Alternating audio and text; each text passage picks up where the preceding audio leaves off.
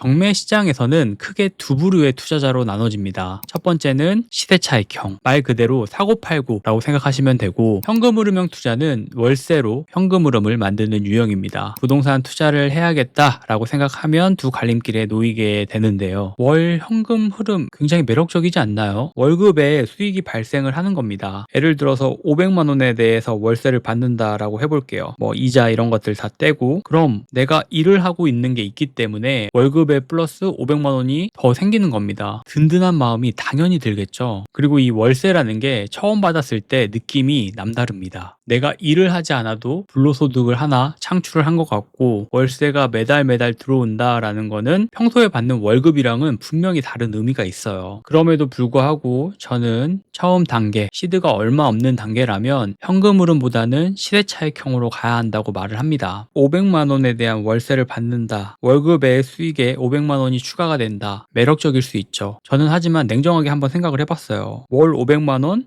충분히 많은 금액이지만 500만 원으로 내 인생을 바꿀 수 있을까? 저는 부동산으로 인생을 바꾸고 싶었고, 500만 원으로는 생활이 유지될 수는 있지만 바뀌기는 어렵다고 생각을 했습니다. 그렇기 때문에 처음 단계에서는 시세 차익에 집중을 했고, 처음 하시는 분들은 월 현금 흐름보다는 이 시세 차익에 집중을 해야 한다고 항상 이야기를 합니다. 월 현금 흐름, 월세를 받는다는 건 대출을 갚지 않고 이자를 내고 남는 금액을 챙기는 방식인데요. 단점이라고 할 수 있는 건 부동산에서는 대출이 무한적으로 나오지 않습니다. 방빼기 등 여러 가지 제약 사항들도 많고, MCG, MCI, 보증서를 이용한다고 해도 사업자 대출, 캐피탈 대출 총 동원을 해야 하는데, 투자 경험이 많지 않다면 너무 큰 리스크가 될 수가 있습니다. 저는 투자에서는 항상 단계가 중요하고 경험이 중요하다고 생각을 해요. 월 현금 흐름 분명히 필요합니다. 나중에는 월 현금 흐름 자체가 버틸 수 있는 힘을 만들어주기도 해요. 특히 경매라는 건 이 경험이 굉장히 중요하기 때문에 처음 단계에서는 월세 흐름보다는 시세 차익에 집중을 하시면서 경험을 쌓아야 합니다. 시드가 적은 분들은 이거를 늘릴 생각을 하는 것보다는 수익률이 높은 걸 자꾸 찾으세요. 소액 투자를 하려고 하고 작은 것으로 큰 수익을 내보려고 하죠. 아이러니하게 큰 수익을 낸다라는 거는 그만큼의 리스크가 큰 겁니다. 시드가 얼마 없는 상황에서 이 높은 수익률 때문에 리스크 높은 걸 선택해서 시드를 잃어버린다면 투자를 지속해 나갈 수가 없어요. 그렇기 때문에 리스크는 낮지만 이 시드를 늘리려고 하는 시세차익형 투자에 집중을 해야 합니다. 이 시드를 늘리는 방법 중에 하나가 경매가 될 수가 있고, 이 방식, 이 개념을 잘 이해하고 접근을 한다면 경매는 분명히 좋은 방법이 될 수가 있습니다. 이 경매라는 걸 선택한다라고 했을 때 우리는 시드를 늘려야 된다고 말씀을 드렸잖아요. 그렇다고 하면 현금성이 좋은 것부터 선택을 하셔야 돼요. 10억 미만, 뭐 5억 미만 이런 아파트들 같은 경우는 3천, 5천, 1억 단위로 볼 수 있는 아파트, 부동산들이 달라지고 현금성도 좋고 난이도가 낮아집니다. 아무리 경매로 부동산을 싸게 사면 뭐하나요? 현금성에 대한 부분이 충족이 돼야 되고, 현금성이 좋지 못하면 이 돈이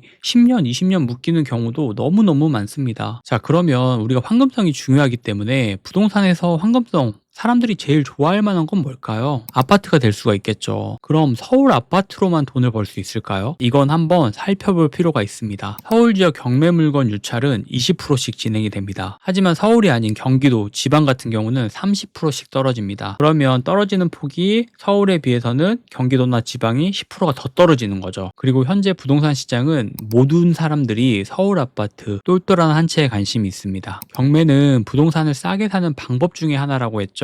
그렇다면 지금은 남들이 보지 않는 물건을 봐야 하고, 그 중에서 현금성이 좋고 난이도가 낮은 물건을 선택을 해야 합니다. 그럼 서울 아파트가 아닌 경기도 아파트, 세대수가 받쳐주고 공실률이 낮고 일자리 수요가 어느 정도 있다면 싸게 낙찰받아서 시세보다 싸게 던져 그 중간에 차익을 남길 수가 있겠죠. 지난해 감정가 대비 낙찰가율도 서울이 92%, 경기 인천이 85%로 나타났습니다. 당연히 돈이 있다면 서울이 현금성이 좋고 돈이 되는 게 맞습니다. 하지만 우리는 경매를 하는 사람들이잖아요. 그렇다면 경매의 장점, 싸게 산다가 어떤 물건이 될 수 있는지 생각을 해봐야 합니다. 지금 경매 법원에 사람들이 없어진 것도 사실이고 부동산에 관심이 멀어져 있는 것도 사실입니다. 그렇다면 역설적이게도 싸게 살 수 있는 기회이기도 합니다. 어떤 걸로요? 경매로. 남들이 좋아하는 것들은 싸게 살 수가 없습니다. 누구나 좋아하는 서울 아파트, 재개발, 재건축 호재가 많은 곳의 부동산은 내 눈에도 좋은 만큼 남의 눈에도 좋아 보이겠죠. 저는 막 시세 조사를 하다가 이 지역에 호재나 좋아질 것들이 많고 사람들이 좋아할 만한 요소가 많다라고 하면 잘 보지 않아요. 그 물건 같은 경우는. 왜 그럴까요? 저는 경매를 하기 때문이죠. 경매를 한다라는 건 남들이 좋아하는 물건은 사실 싸게 살 확률이 굉장히 낮습니다. 우리가 사고 싶은 물건이 있는데 경쟁자 수가 많다라는 건 싸게 살 수 있는 확률이 낮다가 될 수가 있고, 부동산 경매 같은 경우는 여러 가지 과정에 대한 부분이 있기 때문에 무조건 싸게 사야 되는 방법 중에 하나예요. 그럼 역설적이게 싸게 사지 못하면 하면 안 되는 투자입니다. 하지만 사람들은 서울 아파트, 사람들이 좋아하는 아파트, 이거를 막 30명, 40명이 들어가는데 경매라는 방법을 선택했다는 이유만으로 시세보다 싸게 사고 싶어 하잖아요. 이런 물건들 낙찰된 금액들 보면 시세보다 훨씬 비싸게 주고 낙찰 받는 경우가 대반사입니다. 우린 100명한테 팔아야 되는 물건을 구하는 게 아니고 우리의 물건을 사줄 한 명이 필요하고, 확률 싸움이 중요한 부동산 경매에서는 이런 관점이 정말 중요합니다. 그래서 오늘은 사람들이 경매로 경기 아파트 쓸어 담는 이유와 시대차익형 투자와 월 현금흐름 투자에 대해서 이야기해봤습니다. 오늘도 영상 봐주셔서 감사하고 다음에 더 좋은 영상으로 돌아오도록 하겠습니다. 감사합니다.